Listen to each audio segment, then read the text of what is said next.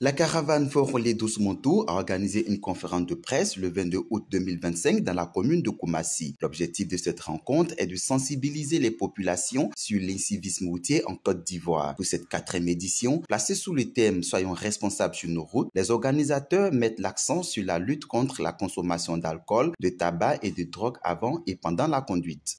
Rouler doucement, et quand on roule doucement, on arrive donc sûrement.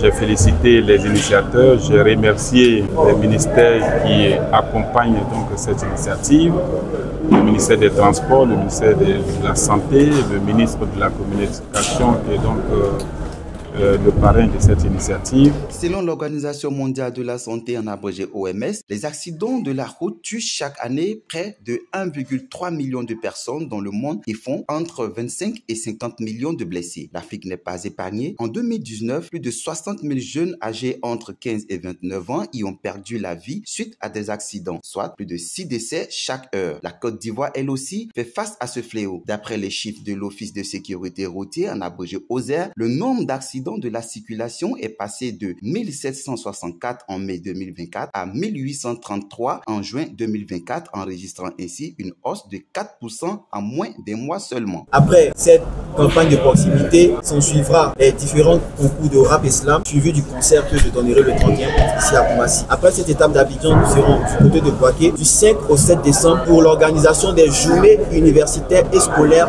de la sécurité routière.